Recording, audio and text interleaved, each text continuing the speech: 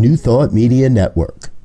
We are a global broadcast network of positive music, media, and entertainment, inspiring humanity's evolution along the journey of enlightenment and creating a world of love, peace, empowerment, and prosperity for all.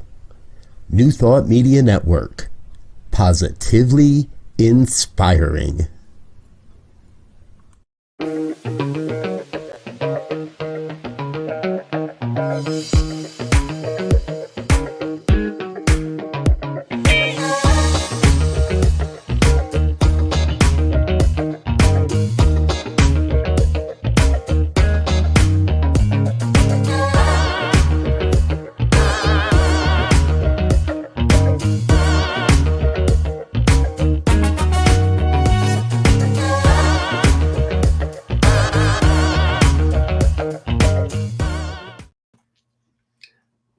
And hello again, dear ones. Reverend Robert hanging out behind the placard here. Good to see you. Rev Z over here. Rev B up here. And this is New Thought Today for May 23rd, 2023. It's a Tuesday afternoon at 2 o'clock on the Mountain Time Zone.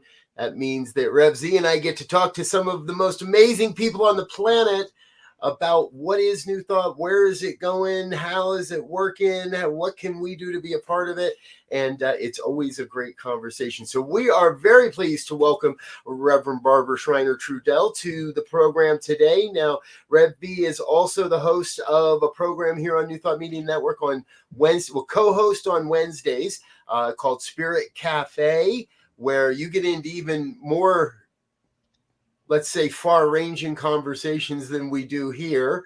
And then you also host the Joy Show, Just One You, on Friday afternoons. That's at 1 o'clock Mountain Time here, folks. We really encourage you check out both of those programs because I do, and I love what you have to say, and that's why we're really happy you're here. Welcome.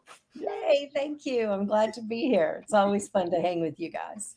Yes, and now, folks, for those that are watching and paying any amount of attention, you know that over the past handful of weeks, we're trying to get to a point where we give our guests some heads up on what the topic is going to be, what we're going to talk about, what some questions are.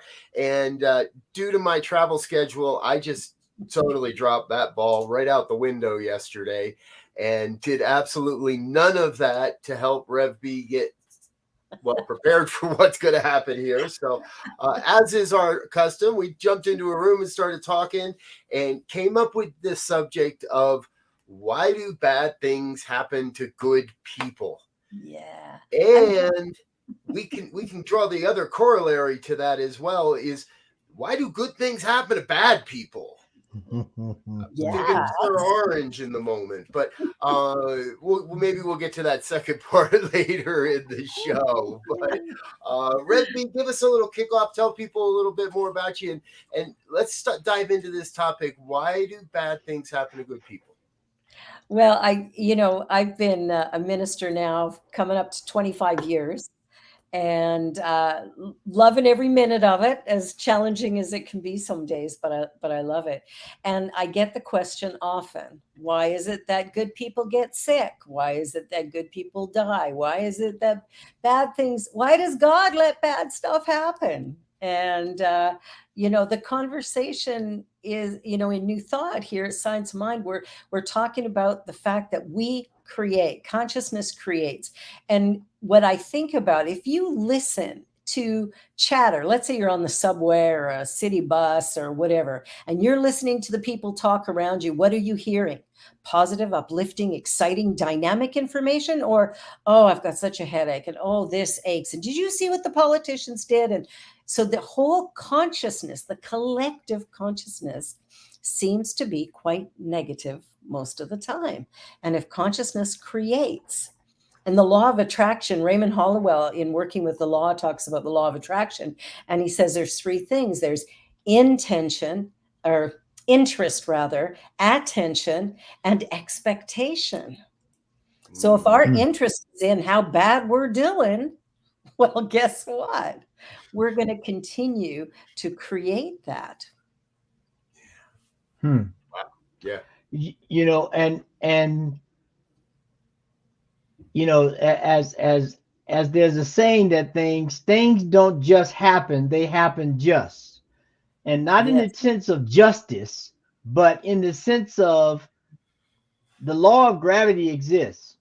Yes. And whether that person is so-called good or so-called bad, if they jump off the building, gravity is not going to be trying to figure out, you know, that this guy tithed last week or not. It's going to say, you know, Exactly. this is a universal law. It applies equally to everybody. And if Everybody. you put yourself in right relationship to it, you get one result. If you put yourself in another relationship to it, you get a different result. And Exactly. Yeah. go ahead. I was going to say it's one of the reasons why I'm not crazy about CSL's vision statement, creating a world that works for everyone. It already is based on their consciousness. So I always adjust it to, you know, a world that works for the highest and best good of all of everything, all of creation, because I think there's a way of us being that we could create greater things. But what happens more often is if we got a pain in our body, it draws our attention and we resist it. We want it to go away. If we're having a financial challenge, we're trying to push it away. And what we really need to do is go, you know what? It is what it is. Now what? And sort of open ourselves up to, okay, well, what's great in my life? What do I love? And what can I transform? Right? Because my thinking is creating my experience. Go ahead, Robert. I was gonna say I'm going to jump on the world that works for everyone piece here, because I've had a belief that not only is it already working for everyone, but we do know the origin of that phrase, and we know how the original phrase was co-opted by committee to be a bit more inclusive. But I think that by using that term everyone, it implies human. And it implies working for the human, which leaves out a whole lot of life on this planet to begin with. And when most humans hear everyone, they immediately connect with their personal biases. They immediately connect with cis white gender male, black guy, white girl, whatever it might be. We use the humanness. Now, this isn't necessarily bad. It's what is. And I personally believe it's one of the things that is changing and wants to be changed. So we have to, that's why I like Sharif Abdullah, where the origination of a world that works for all life. All life. All life. Yeah. And a lot of us don't want to think of that, because as soon as I think of that, I got to go vegan. I already did. I'm pretty sure, life isn't really working for the feedlot chicken. And I'm pretty sure that life isn't really working for the pig that's kept in a 2 square foot pen its entire life. Now, you know, I understand sustenance, and I understand animals giving their lives for food and all that. That's different than the industrialized commercial farming that we do. They just approved a sausage that's been genetically engineered. Yeah, I saw that with CRISPR.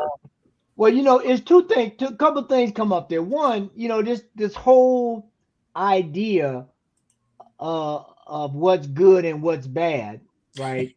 That's it. That is a subject, I believe, and I can bring some evidence to bear. That is a label that we have put on things that we did not want, right? Right. I stick my hand in the fire and I'm being very extreme, and I'm saying that's bad because I got burned, right? But then there are people who can walk on fire. They don't necessarily think it's bad, right? Or, you know, the person in the desert wants rain, and that's good. The person in the rainforest wants a little more sun, so the rain is bad. And so that's a whole nother conversation unto itself, right? It is. And then on top of that, there is a All right, I'll fess up. Some people don't believe that there is a evolutionary process in life, right? I'll leave that. That's a whole nother conversation. But you know, I don't care how mad you get at the bird is going to eat the worm, period. That's what they do. Yes. Yes. Now, you could try to switch them to corn, and they'll you can train them to eat corn only, but there will be some deficiencies in their system because there's a certain amount of balance based on universal laws that we have to have. Like our body needs to stay at 98.6. If it goes too far out of range, either way, we got a problem. And that's why, getting back to the question, I believe good things happen to, why do bad things happen to good people? When we get out of alignment with universal principles, that's what happened. If I stop eating, I'm out of alignment. Something's going to happen. If I don't, put on warm clothes and go out in the snow, I'm not in alignment. Things are going to happen. It's not bad. It's me. I didn't put my dang coat and gloves on. Exactly. Well, that's what I love. Is one of the things that I teach in my classes is, the event of itself is neutral. Yes. And it's whoever's looking at the event will decide if it's good or bad. If I say it's good, I might experience joy and positivity and laughter and warmth and comfort and peace. If I call it bad, then, I might label it as evil or terrible. But it's all perception. We're all going to have a completely different story. And when you look in the Bible, the book of Genesis, Jesus said, or Jesus, where did that come from? God said to Adam, whatever you name a thing, that's what it will be for you. Yes. So whatever I name it, that's my experience. It's not, it's not universally good or bad. It's just my experience of that event. And in the beginning, God created all things. And when he took that 7th day to rest, he said, oh, all this is good. So what did the bad? Is good. What? I mean, I'm trying to figure out where the bad came in because he said it was all good or she said it was all good. So where did the misalignment happen? And that's simply perception. Human perception has decided. We were talking yesterday in service about people who don't know about science of mind and how are they supposed to change their lives. And I said, a friend of mine was a nurse and worked in a Rwandan refugee camp. And talk about hell on earth, that little group, that tiny plot of land with 300,000 people on it, like that was hell for sure. But she said, here's the thing. The women at night would dance.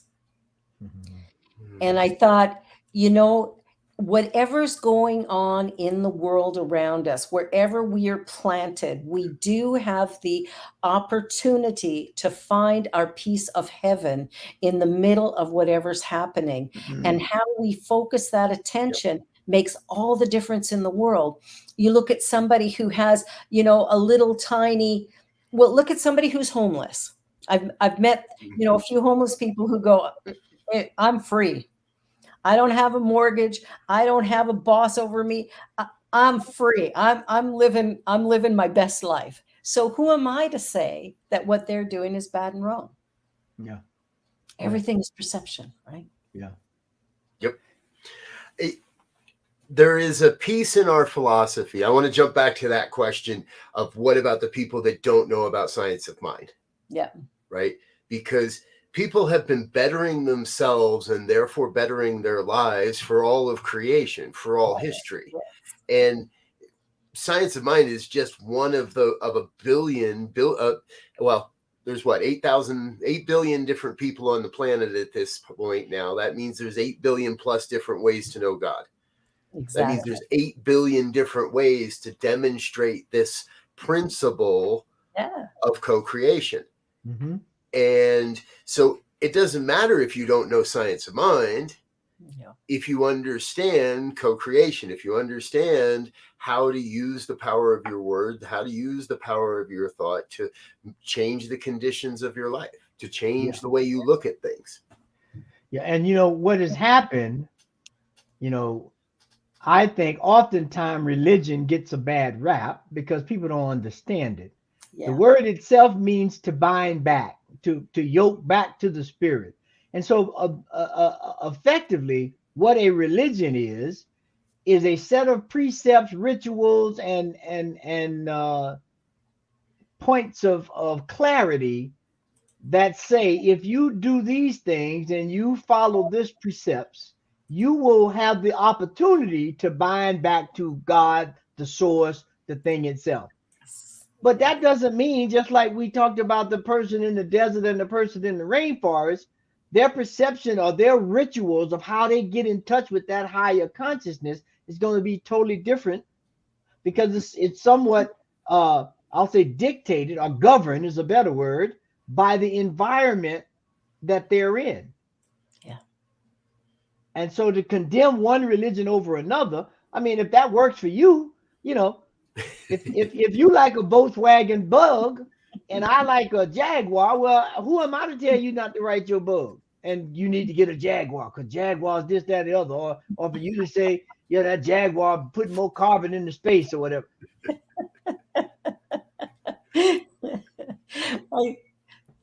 Go ahead, Robert. I was going to say, there comes a point where somewhere along the line, I realized the people I listen to, the people I follow, the people that become successful, none of them actually teach science of mind. All right. Well, not none, but because I do look up to people that teach science of mind. But there's a large body of work out there that isn't teaching science of mind, that isn't teaching, quote, new thought per se. Mm-hmm. But when you get down and you follow the threads, they will tell you a story of how this philosophy changed their perspective, changed their life in one way or another. Rhonda Byrne didn't know what she was talking about until somebody gave her thinking, As a Man Thinketh. Exactly. She takes that and changes the entire course of her life, and at the same time happens to change the lives of a lot of other people. Joe Dispenza, same thing. We can talk to so many different people that at one time or another, they got a hold of one book. Now, some of us went, wow, I got to read everything that's ever been written about this. And we have a bookcase full and we've got letters in front of our name and letters behind our name and all that stuff just to prove that I read a ton of books that said the same thing, that say the same thing. But there are countless incredibly talented and successful people out there that if you look just close enough, you're going to see new thoughts influence in their own personal cosmology. Absolutely. And go ahead. Well, yeah. All right. I'm going to finish the thought because go ahead, that was the promise I was made when I walked in the door, was that we all get to develop our own personal cosmology that works. So we are all creating a world that works for my life. Yeah. In a lot of ways. Mm-hmm. Exactly. If you work it. If you work it, yeah. One of my favorite movies is called The Three Idiots.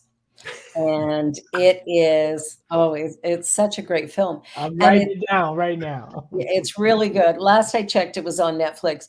But what I loved about it, it is a film with some subtitles because it's your Bollywood style Punjabi film. But it is so excellent because it charts the lives of these three Indian men who, their families have said, well, you have to go to this university and you've got to get great marks and you've got to be an engineer. Doesn't matter what you want or whatever. And then the obligations they feel to try and fulfill their families, and then how they come through and where they end up. It is a powerful film around choice, but the one main character, his constant thing is all is well, all is well, all is well. No matter what's going on, he keeps coming back to that all is well. And it's a beautiful movie. I've watched it so many times. I never tire of it, because it's just got this great message of expectations, the expectations we put on others that cause them so much harm, and how we can shift that, how we can treat our children and our friends, and just how we can be with each other rather than saying you have to be like me or you have to be better than me, you have to do it different. right? We have all these weird things we try to make people do. Well, and when you were saying that, the thing that popped into my head about this good thing, bad people thing, is that the Chinese story of where the son is on the roof helping the father, and he falls off, and the next day the army comes and his son doesn't go, and then because his son is crippled, he hurt, he can't close the gate, the cows go, and then they come back with more cows, and each step in there, oh, that's bad. He said, well, we'll see. I forget the exact phraseology. Yeah. Could But be good, could be bad, don't know. it shows that what some people perceived as bad was good. He fell off the thing and broke his, oh, that's so bad for you. But then when the army came to recruit everybody his age, he got spared. Everybody else that got it, passed away in the war. So again, like you say, that whole perception thing, which speaks to the whole idea of observation and awareness. Yeah. The more observant we are and the more aware we are, we can begin to make better choices that put us in line with the universal law and allows us not to be so hasty to judge because something happened that we aren't pleased with. Yeah. The idea of judgment is so huge. Judgment and criticism. Yes. On self and others. Yeah. Yeah, I do a pretty good job for myself. I don't need nobody help me with that. Help me with some other things. For those of you that are out there judging Elzia right now, we're going to take a quick break and let some of our sponsors and others know about what we're doing here on New Thought Media Network. But please don't go away. Stay with us. Hit the like button, hit the share button, hit the subscribe button. Let some friends know what we're doing because we got a whole lot more coming here on New Thought Today. Stay tuned.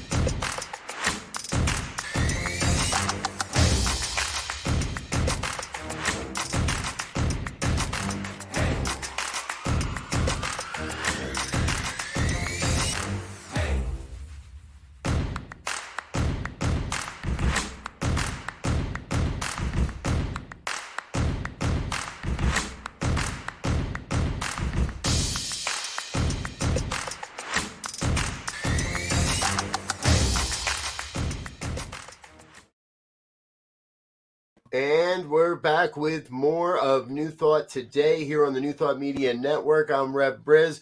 My co-host, Reverend Elzia, and I are grateful to welcome Reverend Barbara Schreiner-Trudel to the program today. She's the co-host of Spirit Cafe on Wednesdays at 10 a.m. Mountain here on New Thought Media Network, and her individual show, The Joy Show, Just One You, Fridays at 1 o'clock. Be sure to tune in and check out those programs. Now, before the break, we were just going to get into judging people.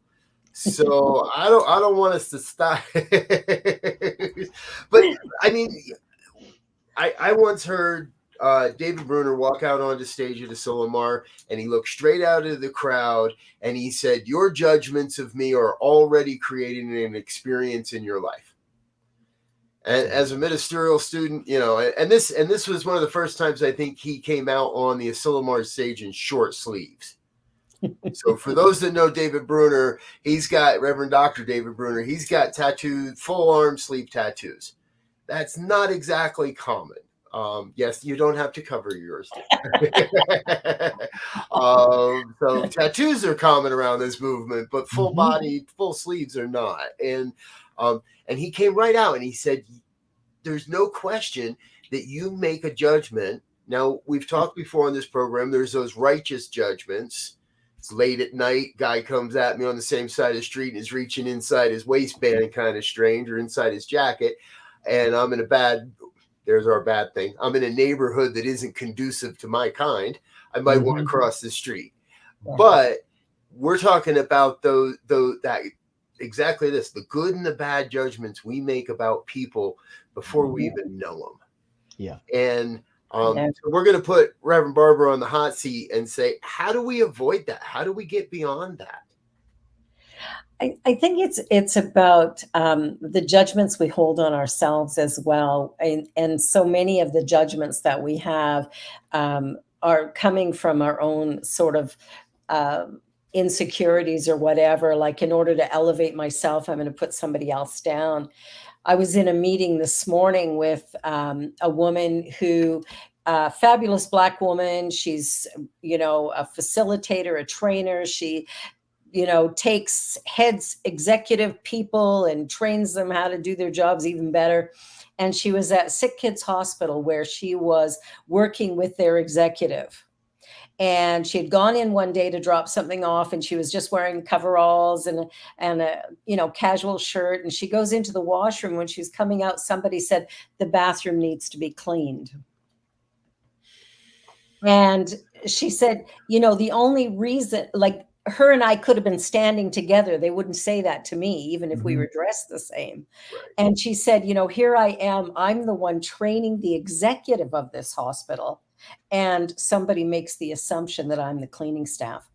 And, there's all these kind of ways that we decide who somebody else is, rather than finding out for ourselves, asking questions, saying hello.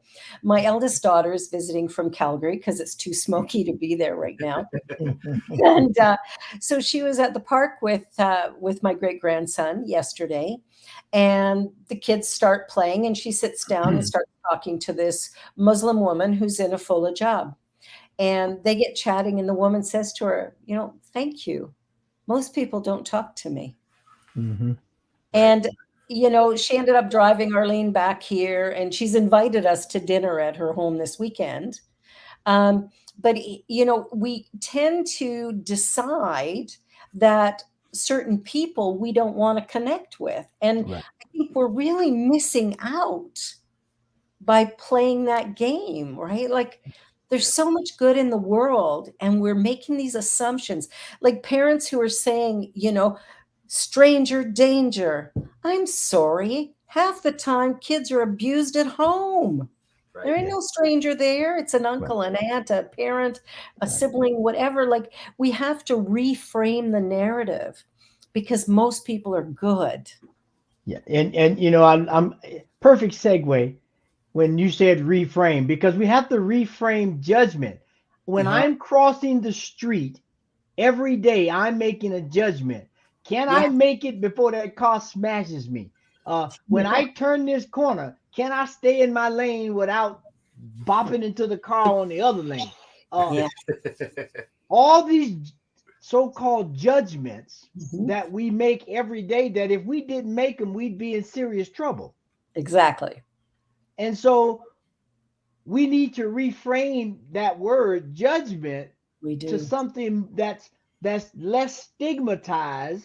We find some synonyms. This is always one of my things. I tell all the people in my classes when I'm giving the class of this talk, go get you a pocket thesaurus or just use your phone. And whenever you get ready to use a word that is charged, look up a synonym. Yeah. And use the synonym. Choose it makes you think, it puts the other person, it may make them less hostile or whatever. Yeah. And we have to begin to reframe.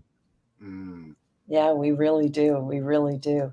There's interesting ways to look at ourselves and our lives that I think, we get caught in whatever framework we're accustomed to. And I think if we would, there's a thing, you've probably heard about it, called the human library. And it's where two people will sit opposite one another, and one person will simply listen while the other person shares their story. and there's no conversation. It is a listening and receiving the wealth of information that comes from that person's journey. And I think if we did more of that and less of the assuming that we know somebody or something, I heard someone the other day say, well, you know, all these people are really good. And I went, no, they're not. I'm sorry. You know, it's like we say weird generalizations, which are never true. Yeah. You know, it's all women are this or all men are that or all, you know, like none of that's true. So the way we speak, you're right, Revsy, we got to change some of that language around a little bit. You remind me of a story again by a Jesuit priest named Anthony de Mello. Some people may have heard him. He was from Pune, India, and he talks. He has this little story about how we sometimes mess up kids or young people by going to the beach. You know, he gives the story that a family was on the beach. A young kid saw a bird, and the kid was running. You know, bird, bird, bird. But then the next day he saw it wasn't a seagull, it was a pelican, but it's a bird. And then the next day he saw a sea eagle. And so he begins to call all these things that fit this general category as a bird, but the uniqueness and individuality of each one of those birds is so vast and so much wisdom in them that he has now said, I'm tired of birds. I mean, I don't want to know nothing about the bird. They're all the same. Exactly. Oh my goodness. And we do that to each other far too often. And what I've learned is in New Thought, we might sometimes be a little slow to pick these things up.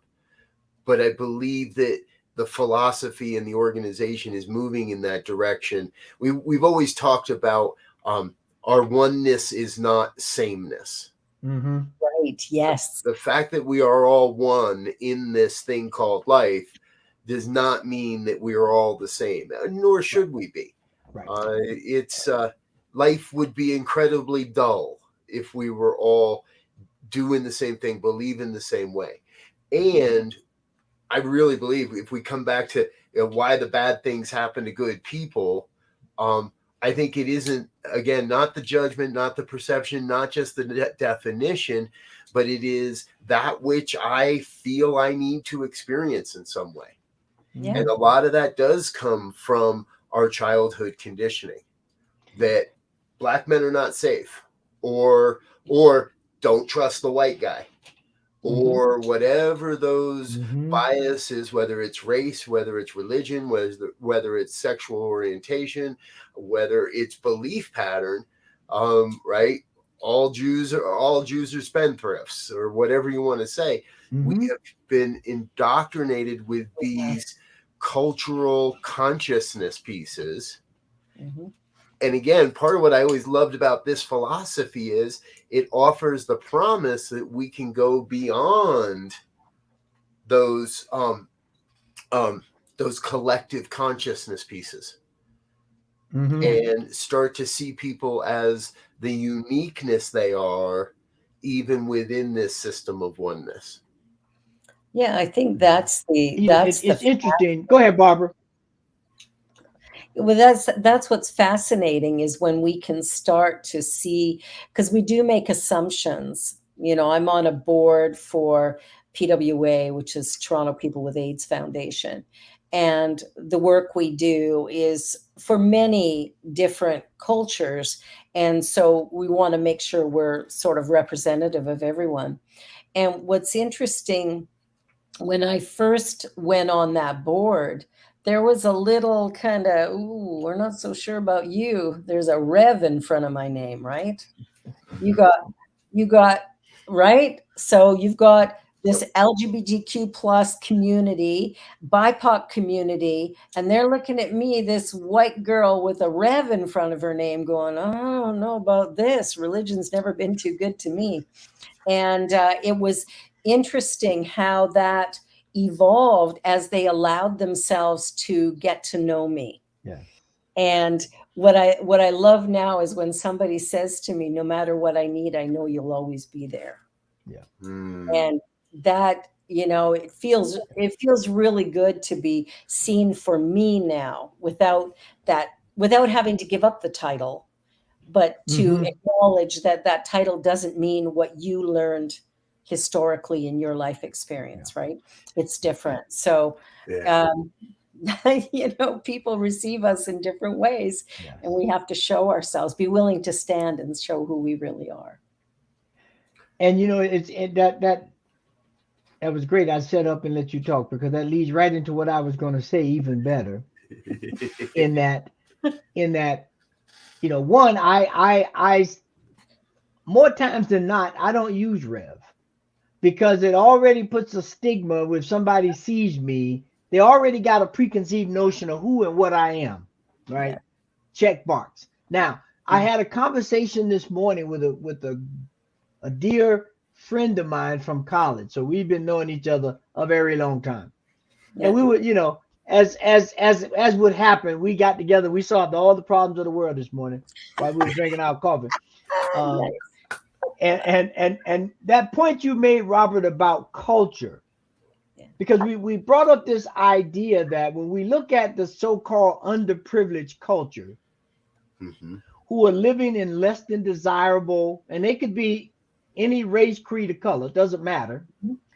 But when they're living in a certain environment that has certain roadblocks and limitations in front of them, and everything is a struggle, not some things, everything is a struggle, it becomes very easy for them, I'm going to use a bad analogy, to become a menace, if you will, because they see no way out, right?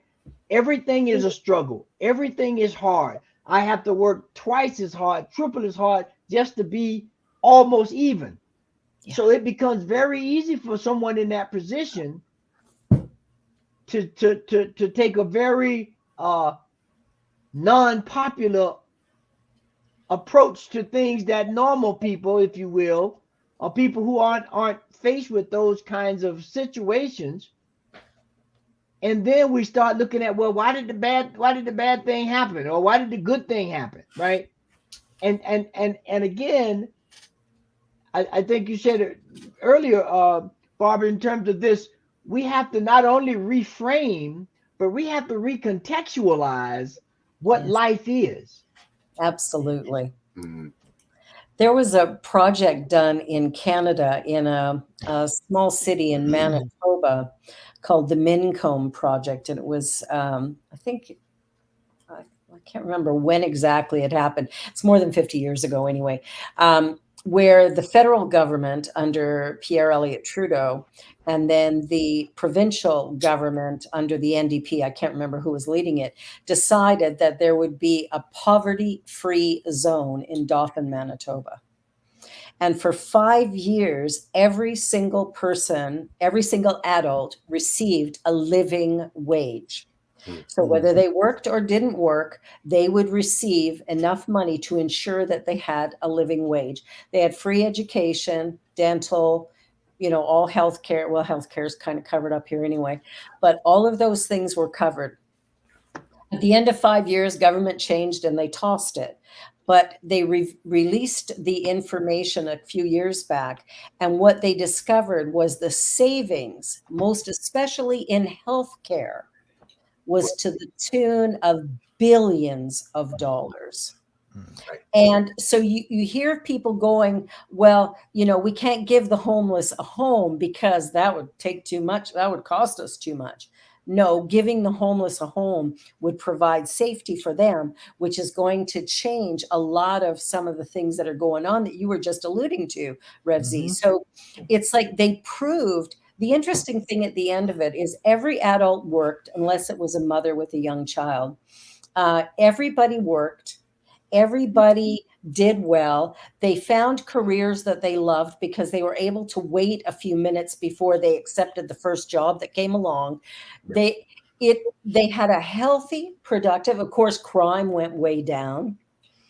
Everything worked, and then it got turfed. Now that sounds like a world that works for all. Absolutely. Right? And absolutely. As you were sharing, I flashed back to an interview I saw yesterday where pretty much that same argument, that the counter to that argument was used around trans rights and affirming and gender affirming healthcare. And the person being interviewed, the person who they were looking for an opinion from, was basically saying, well, I don't really agree with it, but I'm not going to make a big deal about it. And if it doesn't hurt me, just as long as I don't have to pay for it, just so it's not coming out of my tax dollars.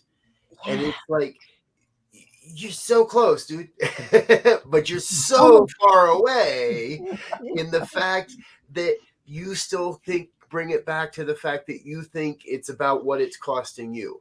Exactly. Right? And what we don't look at is, what is it saving us? Yeah. What is it saving us from having a generation of kids that are traumatized by not being able to affirm who they really are, to not get the care that they need to feel at home in their own bodies? What's the pain and the suffering that's going to happen down the line? How much are we saving ourselves by just putting right? A stitch in time saves 9, right? Wasn't that what I was taught as a kid? Yeah. Well, that's the thing that we forget. There was a meeting of mayors in Canada a couple of years ago, and one I can't remember what city it was, stood up and said, well, we solved homelessness. And everybody else went, whoa. So what did you do? And he said, gave him a home. Like, the simplest answer is always the correct one. And the minute you take homeless people off the street and give them a safe place, all of a sudden healthcare and everything goes down, because they're not, they're not freezing on the street and having to go into the ER and, using these emergency services. People are not thinking. It's like, I don't want my bottom line to be touched. And if I think this is going to cost me a penny, well, I'm doing it. And I think there's a whole shift in consciousness that has to happen, where we start to realize that the people that are in this world with me are essential to my well-being. Right. And what's good for them is good for me. And that speaks to the whole idea. We have to, I believe, begin again. It's a reframing to have everyone understand that this thing, whatever we want to call it, is one thing. There is no, we can't arbitrarily start plucking things out or putting things in, right? Exactly. Because it's all connected. And and my father used to always, I don't know where he got this, I think it was in a song or something. He says, you can pay me now or you can pay me later, but you're gonna pay. You're gonna pay. There ain't no way you're gonna get out of here without paying. So it might be good to pay up front so you know what you're getting when you pay for it, because you might not like it on the back end. Exactly. And when we don't understand this whole idea of connectedness and oneness, and that one thing affects all things, this whole separation and this whole judgment and this whole, yada yada, I'm better, you less, it grows rampant. And then it's like, it's like you have an apple that has mold on it, and you put it in a fresh bowl of apples that don't have mold. It ain't going to take but a day or so, and all of those are going to have mold. Exactly. Yeah, it's like you can't take out your heart and continue to exist, right? All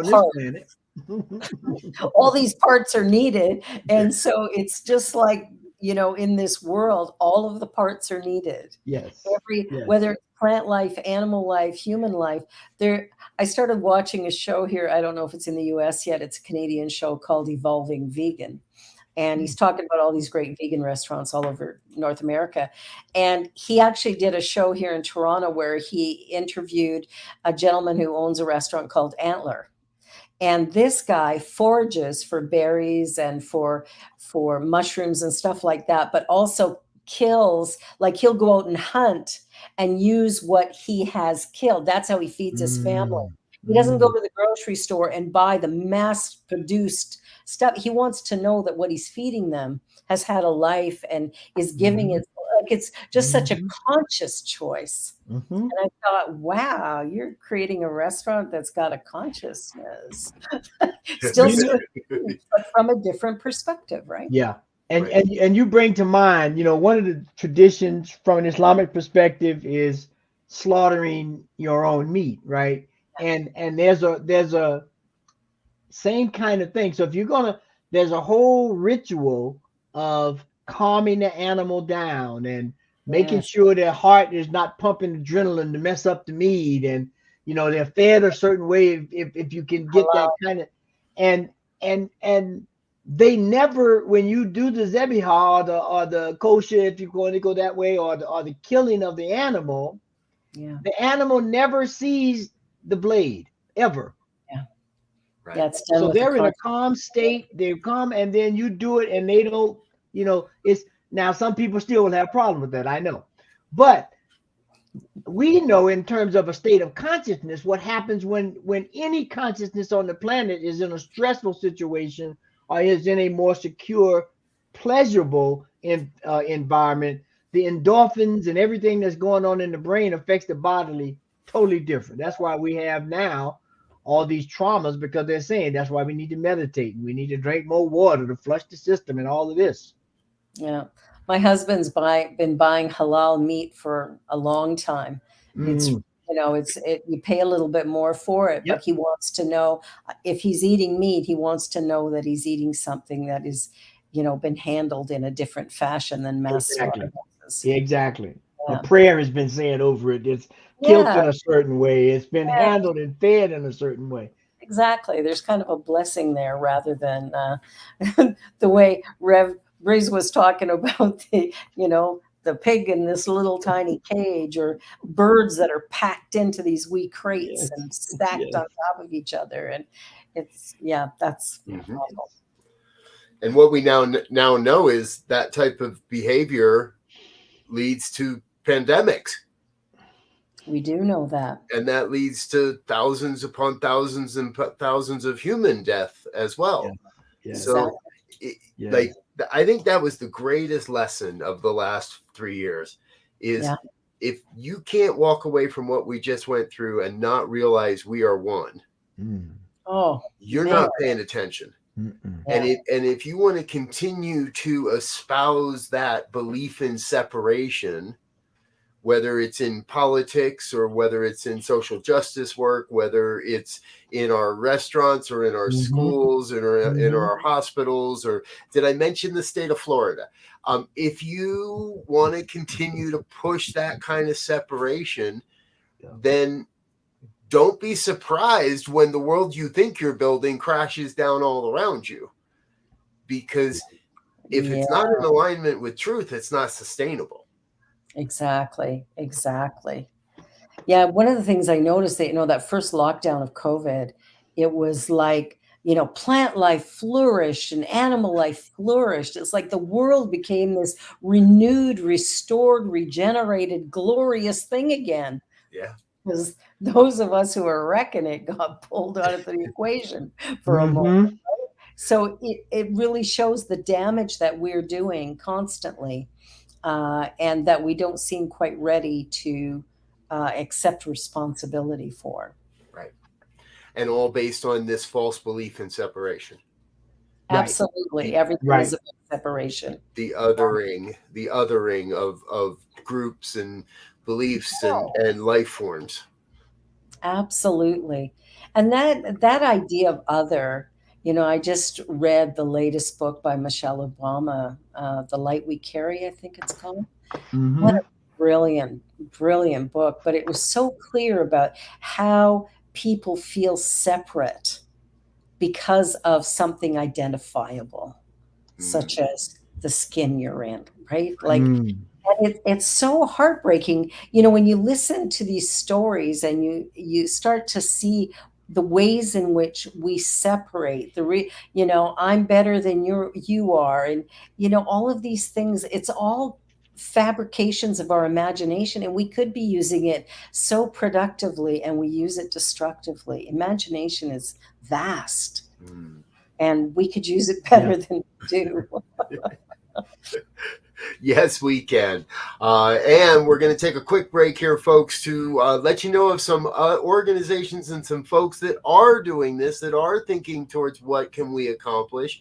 And we believe that the type of people you'd like to know about and like to support, they definitely do a lot to support New Thought Media Network. We're going to take just a minute to say thank you to our organizational donors and individual sponsors. We'll be right back with you here on New Thought Today. Stay tuned. We got another segment coming. We'll be right back. Please help us say thank you to our organizational sponsors and donors, including the Hefferland Foundation, Affiliated New Thought Network, International New Thought Alliance, Science of Mind Archives and Library Foundation, Center for Spiritual Living Denver, Center for Spiritual Living Midtown Atlanta, New Thought Philadelphia, Planned Happiness Institute, Summit Center for Spiritual Living, Center for Spiritual Living on the Lake, Unity Spiritual Center Kitchener, Om Center for Spiritual Living, Center for Spiritual Living North Jersey, Unity of Savannah, Center for Spiritual Living Seattle, and all of our individual donors and sponsors.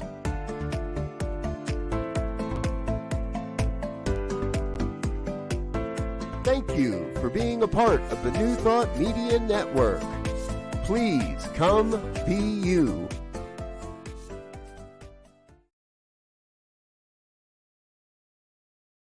Yes, yes, yes. Thank you, thank you, thank you to all of our organizational sponsors and individual donors. It is thanks to your contributions that we're continuously able to bring this message out across the airwaves, out across the interwebs, and into all reaches of the planet. Together, we are creating a world that works for all life. We want to thank you that are being a part. And if you'd like to become a part of the New Thought Media Network family, please head on over to our website, ntmedia.org. Click on that donate button and add the monthly donation to it all. We'll make sure that we get your information on our next video as well. All right. So before we go, why do bad things happen to good people? Why not? I love it. Yeah. My dad would always tell me, if I'll tell him something bad happened. You say, well, who else would you have it happen to? Is there anyone specifically you would want that thing to happen to? Exactly. Deal with it. Deal with it. Like, people will say, why me? And it's like, well, why not me? Yeah. Why not? Yeah. Exactly. In the grand scheme of things, why would I be exempt? As both of you shared, I was reminded of a while back. I had a normal checkup at the doctor, and I went in and she asked me these questions and anything you're worried. And I said, my Fitbit tells me I'm not sleeping well, that I'm having periods throughout the night where I'm waking up and I'm not aware of that. And so I'm just looking for some insight, and she looked at me and she said, so other than your Fitbit, what makes you think you're not sleeping well? And it was like, oh, you're right. Okay, hold on. So I took off the Fitbit, and I started sleeping better.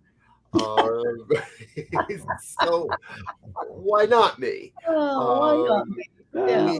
We let outside influences define the experiences of our lives for far too often.